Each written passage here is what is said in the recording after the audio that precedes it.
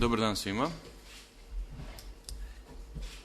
Zahvaljujem se na tome što ste odlučili da posvetite našu konferenciju za štampu. Moje ime je Dejan Jovanović. Ovde sam kao jedan od predstavnika Udruženja građana Nacionalna avangarda i mi smo odlučili da u ovom fotofinišu unutrašnjeg dijaloga o Kosovu i Metohiji izađemo ispred dela civilnog sektora, ja bih voleo da kažem srpskog civilnog sektora, sa svojim predlozima u ovim odlučujućim momentima za našu državu i naciju. Pored mene tu je gospodin Nikola Vujinović i gospodin Dušan Radonjić. Mi ćemo u kratkom izlaganju saopštiti našu platformu koja je zapravo u formi političkog manifesta, iako ne pretendujemo da budemo politička organizacija, ali ta platforma je pravljena za političke odlučioce, pa onda mora biti u političkoj formi. Naše izlaganje će biti bez improvizacije, sa nekom strukturom koju ću ja sad da vam najavim. Dakle, ja ću prvo pročitati uvodni deo da ne bih nešto pogrešio onoga na čemu se zasniva naša platforma. Potom bismo prešli na proklamovanje ciljeve, pa kao i mere i argumentacije koje treba da potkrepe te mere. Ciljeve nacionalnog i državnog interesa. Smatramo da se pitanje Kosova i Metohije ne može rešavati bez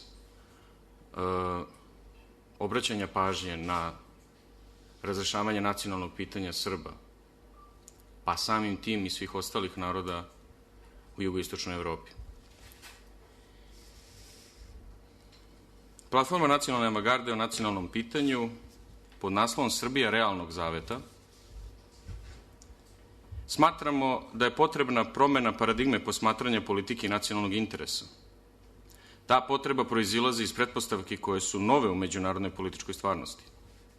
Srpska nacija mora da prepozna trenutak kao što nije prepoznala sličan takav 1989. godine.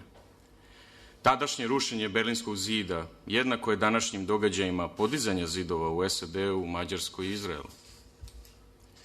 Svedočimo povratku nacionalnog suverenizma u pokušaju da se povrati izgubljena bezbednost usled nekontrolisanih masovnih migracija ka Evropi i propasti koncepta multikulturalizma. Uporedo sa tim, evidentne su promene u principima međunarodnog prava i rada međunarodnih institucija, koje gube značaj u svetlu pripajanja Krima Rusiji, nasilnoj secesiji Kosova i Metohije, sličnim pokretima u Kataloniji i Škotskoj. Tim procesima doprinosi pad unipolarizma u svetu, te nastupa doba ravnoteže sila kao novi tip međunarodnog poretka. Očekuju nas procesi kao što su reforme Evropske unije posle Brexita i druga velika ekonomska depresija.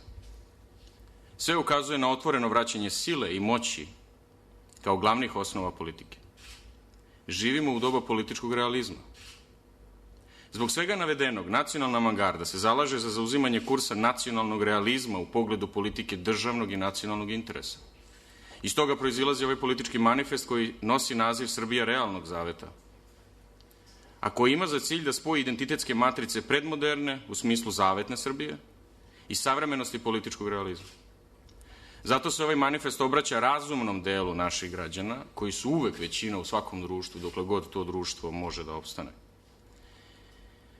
Ova politika srpskog nacionalnog interesa treba da donese mere koje će da proizvode faktička poboljšanja na terenu, a ne da ignorišu stalno propadanje nacionalnog interesa. U tom smislu jedini kriterijum uspeha bilo koje političke mere je rezultat. Rezultat može da bude pobeda ili poraz. Iz toga proizilazi potreba da se prestane sa slavljenjem kulta poraza. Nacionalni realizam podrazumeva promenu pogleda na srpsko nacionalno pitanje. Te su mere za postizanje srpskog nacionalnog interesa formirane u skladu sa ciljevima koje proklamujemo ovde danas. Iz ovoga proizilazi da opšti cilj srpske nacije i Republike Srbije treba da bude očuvanje srpskog stanovništva na teritorijama koje nastanjuju regionu sa posebnim naglaskom na bezbednost ljudi i identitet tog stanovništva. Iz tog opšteg cilja,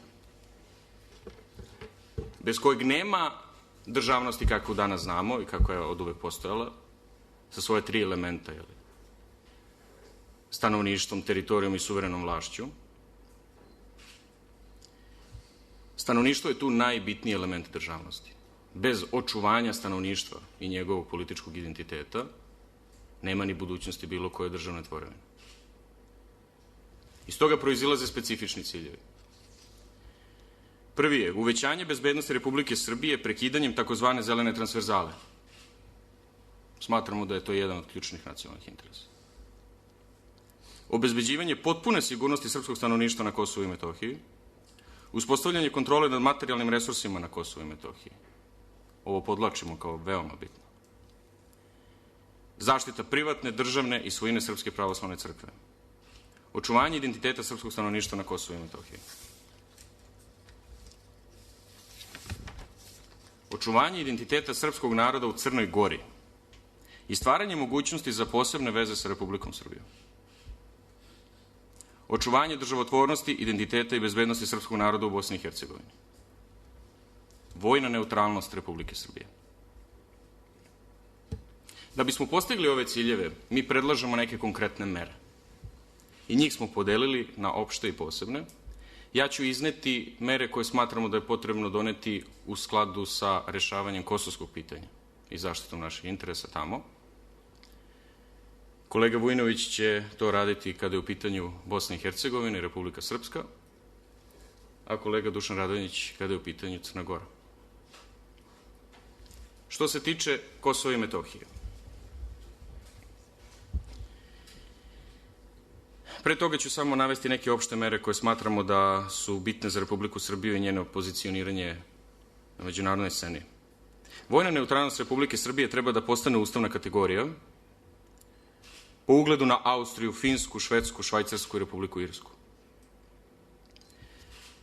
Srbija bi trebalo da uđe u E6 platformu. To je proširenje Višegradske grupe koje je Orban već ponudio.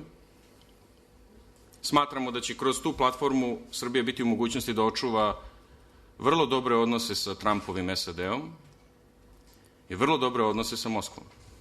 U isto vreme, ta platforma će nuditi otvoren put ka priključivanju projektu Jedan pojas, jedan put.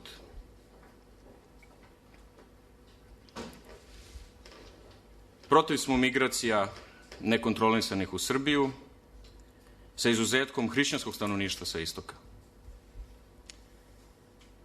Kako ekonomski budemo oporavljali naše društvo, tako će potreba za radnom snagom rasti. Ekonomski razvoj kroz infrastrukturne projekte sa centralnom Evropom. Što se tiče Kosova i Metohije, predlažemo sledeće mere. Pre svega želim da podvučem, nacionalna avangarda je protiv priznanja Kosova i Metohije i protiv stolice u Ujedinjenim nacijama za Kosovo i Metohiju. Međutim, pored toga,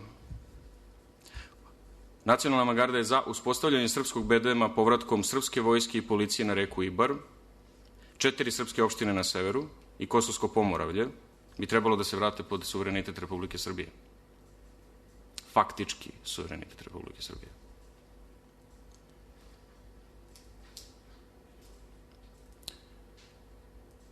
Ostvarivanje suverene kontrole nad jezerom Valač, Gazivode i nad rudnikom Trepča.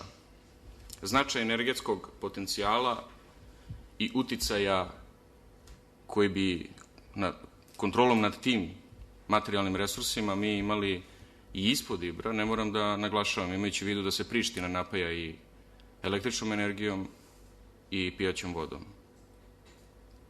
Sa tih pozicija. 6 srpskih opština južno od reke Ibar i Kosovskog Pomoravlja postaju nova zajednica srpskih opština sa većim nadležnostima i garantovanim finansiranjem od strane Republike Srbije.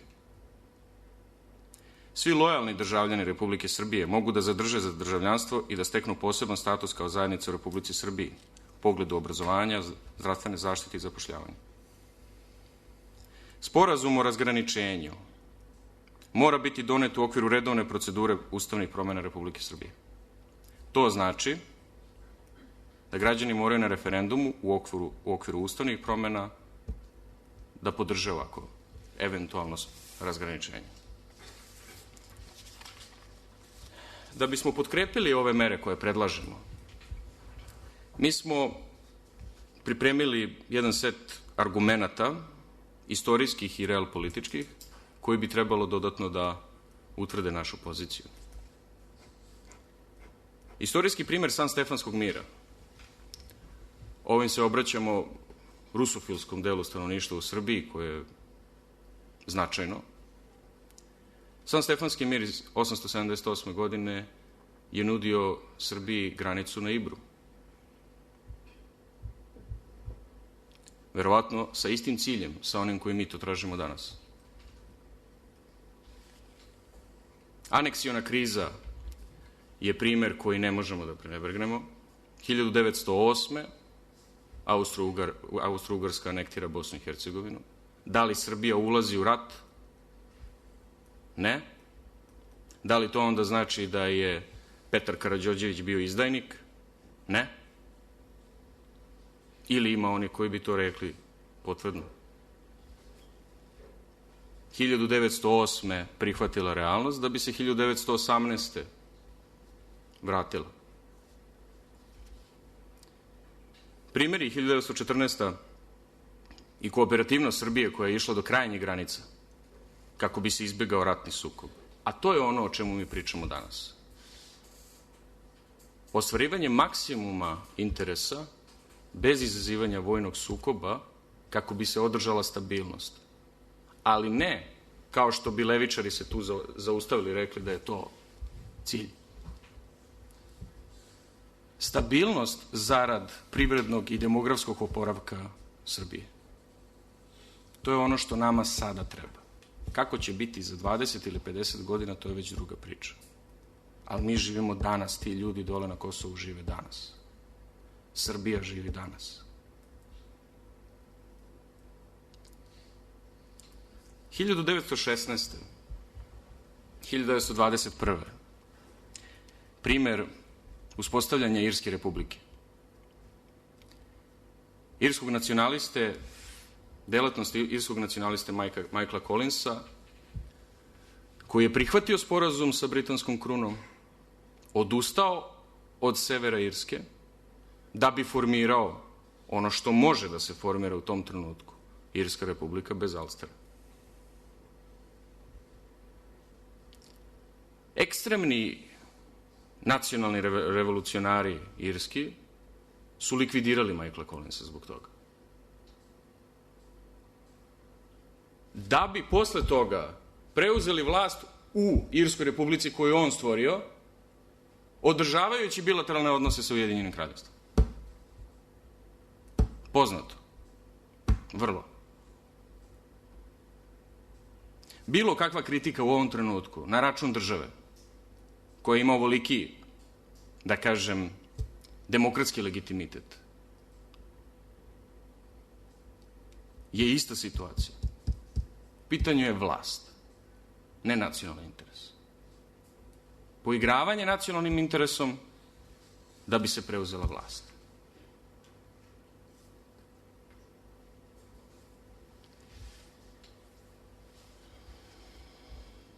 Ukoliko razgraničenje uspe, naš predlog da bi odnos Srbije prema onome što ostane sa druge strane razgraničenja trebalo da bude kao odnos Izraela prema teritorijama Gaze i zapadne obale.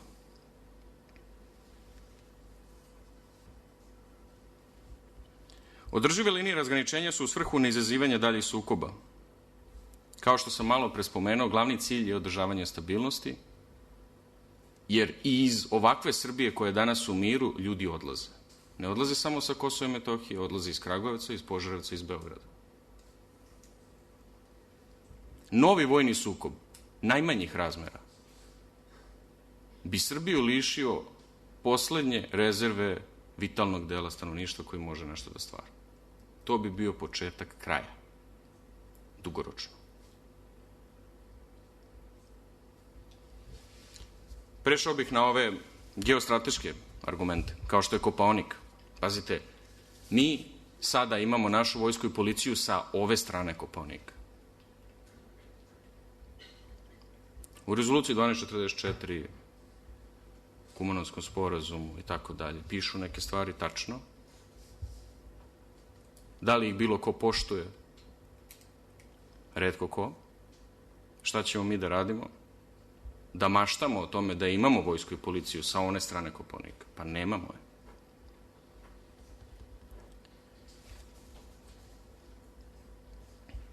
Kopaonik pod suverenitetom Srbije u smislu srpske vojske i policije koje kontrolišu Kopaonik i geostrateška prednost koje ne smemo da se odreknemo u smislu da propustimo priliku ukoliko je bude bilo.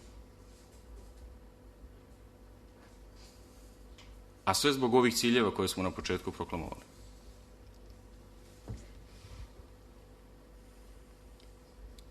Ne moram da napominjem koliko će obaveštajni i kontraobaveštajni rad sa te pozicije biti lakši. Ovo mi je omiljena stvar, zamrznuti konflikt. Ja izuzetno poštujem određene ljude koji vode političke stranke na srpskoj desnici danas, koji su u opoziciji, koji se pozivaju na zamrznuti konflikt. Žao mi je što ne mogu da objasnim da li je to emotivna nezrelost ili nedostatak razuma usled emotivnog poimanja politike. Zamrznuti konflikt dovodi do rizika. Da li će to biti za 2 nedelje ili za 2 godine ili za 12 godina, to uopšte nije bitno u krajnjoj liniji. Da se sever Kosova razreši kao što se razrešila Krajina. I sad se opet vraćamo na bezbednost stanovništva.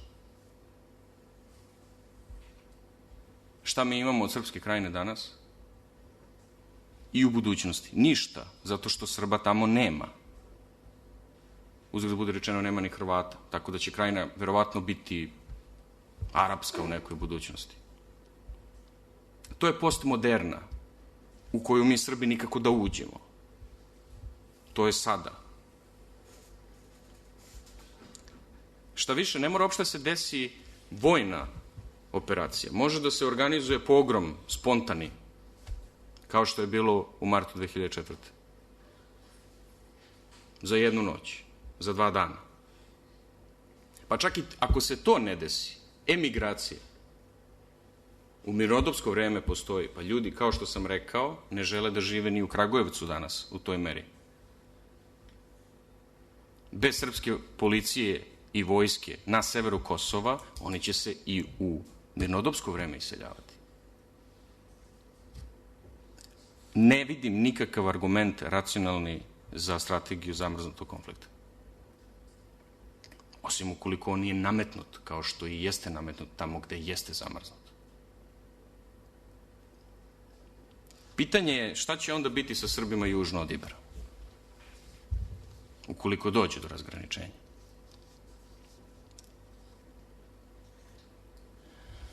Pa ukoliko dođe do razgraničenja, Srbi južno od Ibra će imati srpsku granicu na 34 km od Prištine.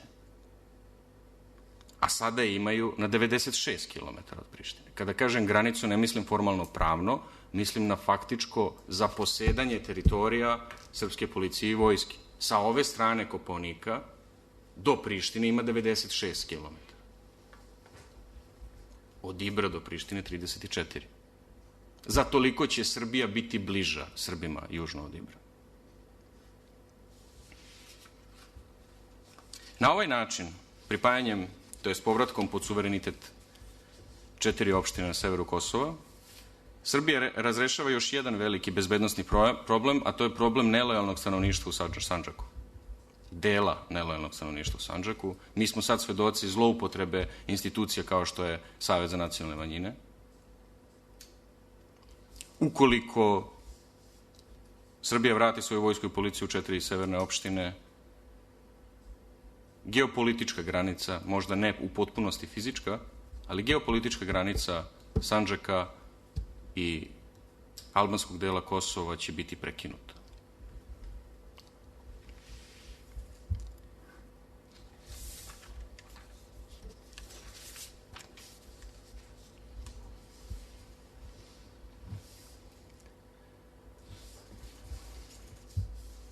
Još jedan odgovor na to šta će biti sa Srbima južno od Ibra.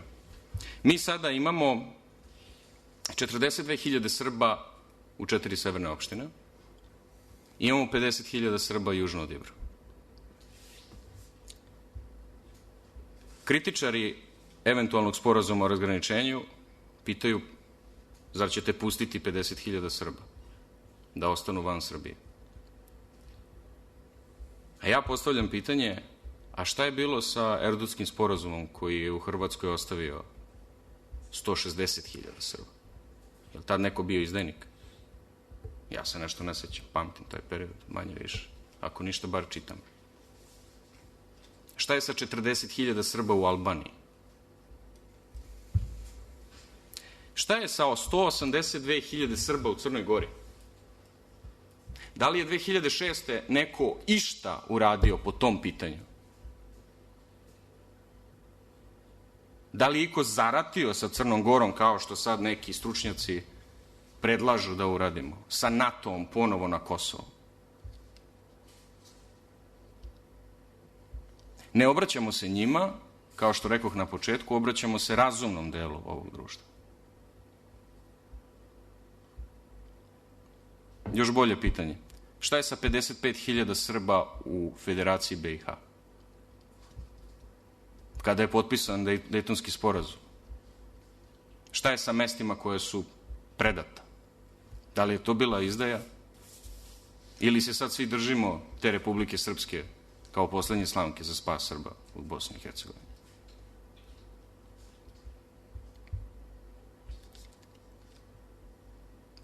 Naš predlog koji proizilazi iz ovoga, mislim da smo dovoljno argumentovali da treba da čuvamo ljude, njihov identitet, jer je cilj svih neprijatelja srpske nacije u istoriji bio baš to, genocid, da unište ljude. Jer tamo gde unište ljude više nema nikada bilo kakvog izgleda da se vrati srpska država. Zato je naš cilj sada, kada imamo moći ovoliko koliko imamo, a nemamo mnogo, je da se uradi sve ono što se može uraditi da bi se sačuvali ljudi na teritorijama na kojima su sada, pa tako i na Kosovu.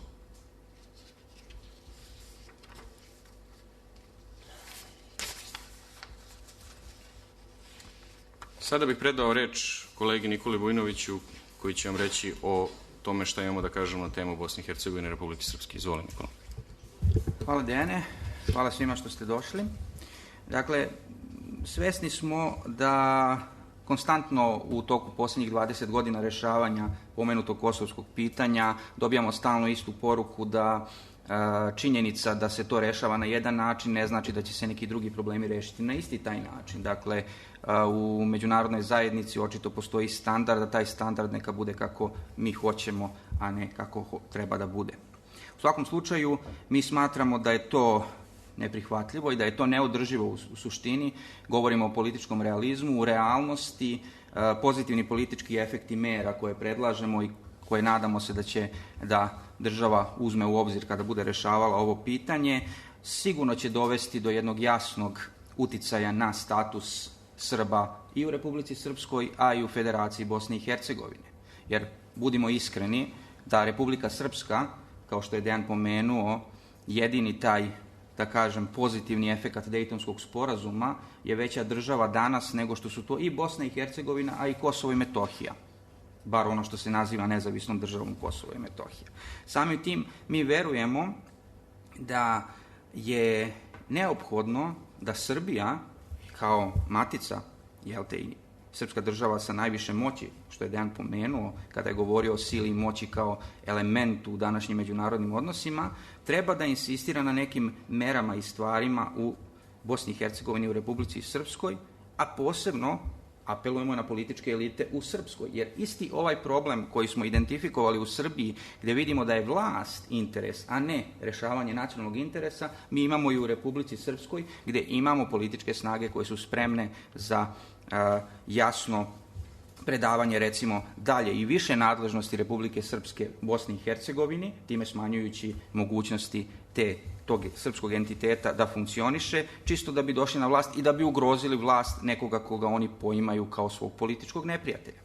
Stoga, Nacionalna avangarda smatra da je potrebno da Republika Srbija insistira, a istovremeno apelujemo na svu političku elitu Srba u Bosni i Hercegovini, da se spreči dalja erozija institucija Republike Srpske, prenošenjem nadležnosti na federalne institucije, a da se one federalne nadležnosti koje su predate, a koje nisu trebale da budu predate po sporazumima, ili koje su bile izazvane takozvanim bonskim ovlašćenjima kolonijalnog pretora u Sarajevu, da se vrate nazad Republici Srpskoj, jer je to najlakši način da se održi identitet.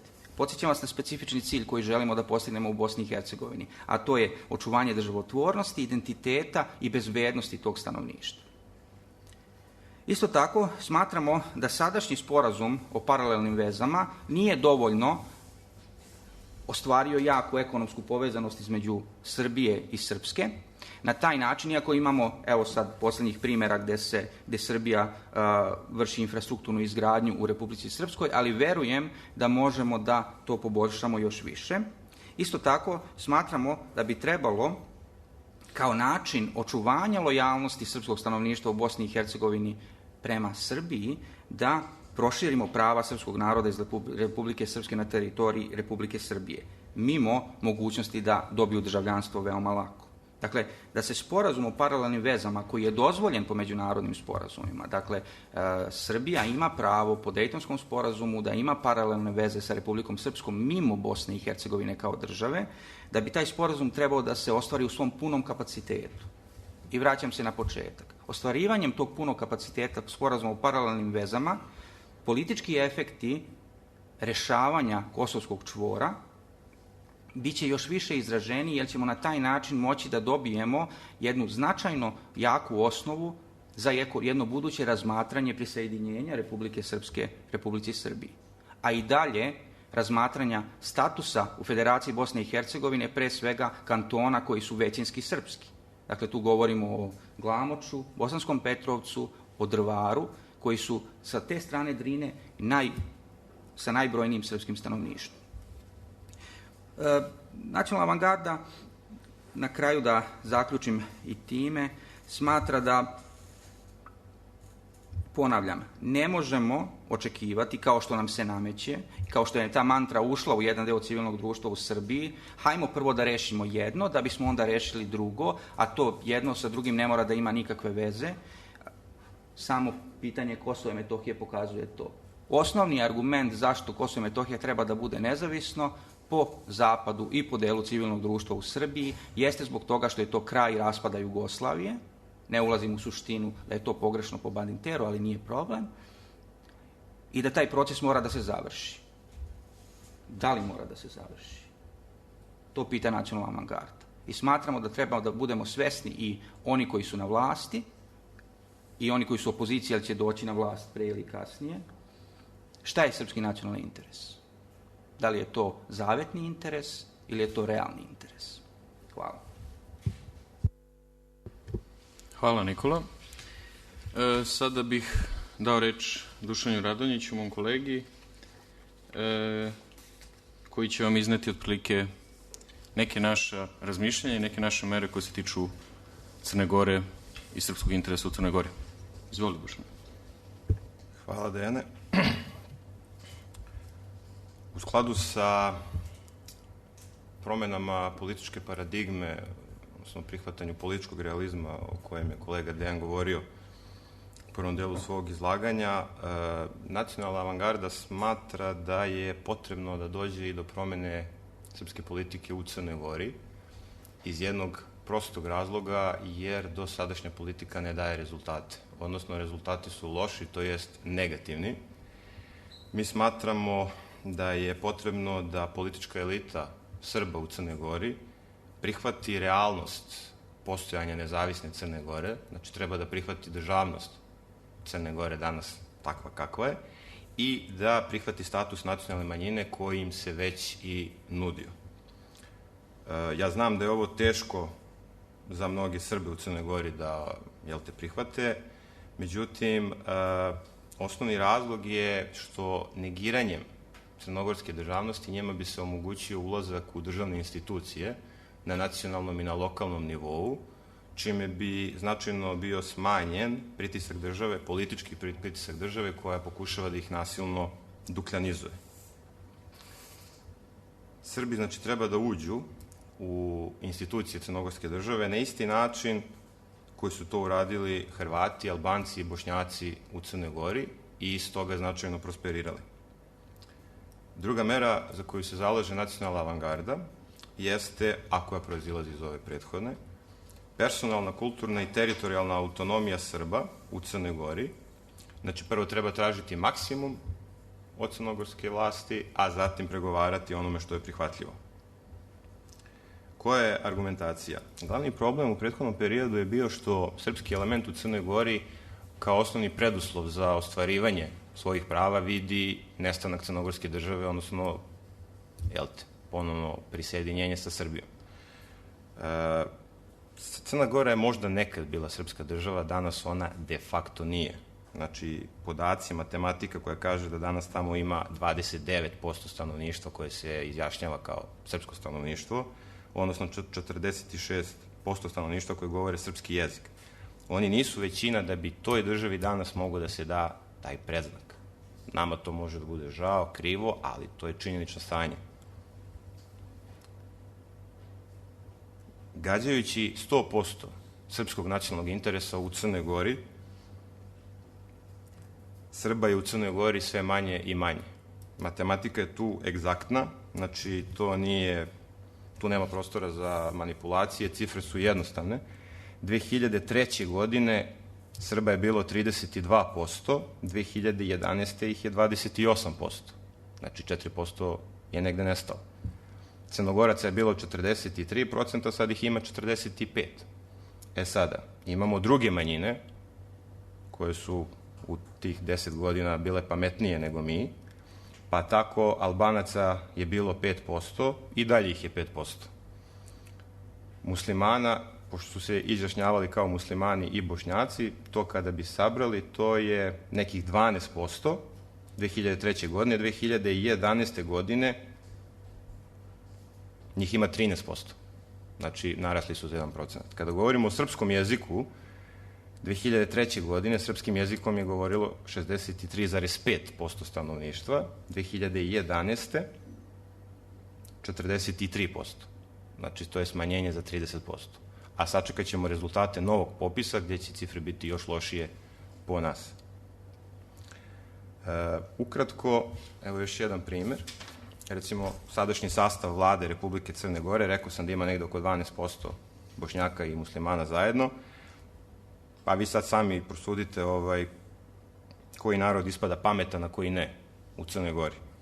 Rafet Husović, potpredsjednik vlade, Mevludin, ministar unutrašnjih poslova, Damir Šehović, ministar prosvete, Osman Nurković, ministar saobraćaja, Kenan Hrapović, ministar zdravlja, Mehmet Zenka, ministar za ljudska prava, Kemal Purišić, ministar rada i socijalnog staranja. Znači, neko ko ima 10% stanovništva ima 7 ministara. U toj vladi prosperira i demografski se umnožava, a neko ko želi da uspostavi srpsku Spartu, i ako to svi želimo danas u ovom trenutku, nije moguće, nas je sve manje i manje. Poslednji primer, da definitivno iz nacionalne politike treba izbaciti kategorije pravde i nepravde, istorijskog prava ili nemanja istorijskog prava, nebeske države i sličnih stvari, već se treba baviti kategorijama moći i nemoći, je primer ove nesretne devojke Sare Vidak, koja evo trune 30 dana u pritvoru u Crnoj Gori. Možda je nešto uradila, možda nije, mi to ne znamo, nije bitno, ali niko ne može da me ubedi da kad bi srpske nacionalne liste imale 7 ili 10 ministara u vladi Republike Crne Gore, da bi se ovakva situacija desila. I da bi ona zaista bila 30 dana u pritvoru, da je recimo ministar unutrašnjih poslova neko iz srpske nacionalne manjine u Crnoj Gori. Ovakvih primjera je i previše. Opet kažem, treba da ostavimo po strani pravdu i nepravdu. procesi unutar Crne Gore definitivno nama ne idu na ruku. Što je najstrašnije, čak i kada bi potencijalno sutra Milo Đukanović bio smenjen sa vlasti, opet ne bi postojala dovoljna politička snaga da Crnu Goru prisjedini sa Srbijom. Znači, jednostavno, taj trenutak iz 2006. godine se neće u skorije vreme vraćati.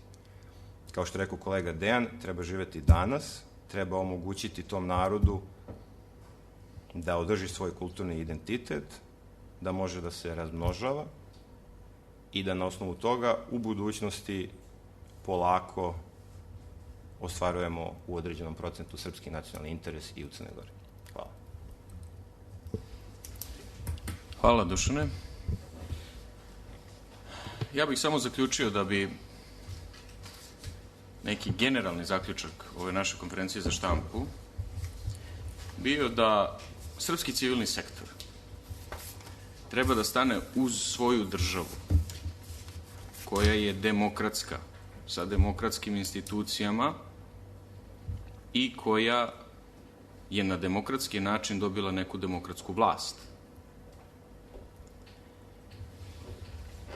Glavni cilj je izbegavanje bilo kakvog vojnog sukoba. Jer Srbija danas to ne bi mogla da podnese. A da u isto vreme ostvari maksimum mogućeg. Ukoliko se ukaže prilika da se srpska vojska i policija vrate na Ibar, pa nije li to dobra stvar u odnosu na ono što pamtimo u periodu od 1999. do danas?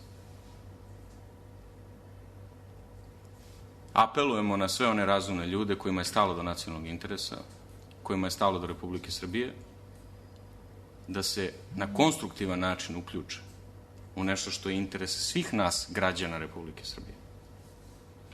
Hvala vam na pažnji i na tome što ste nas pratili danas. Ja ostavljam mogućnost da, ukoliko neko želi da postavi neko pitanje, mislim da je sada najbolji trenutak. Hvala lepo, prijatan dan želim.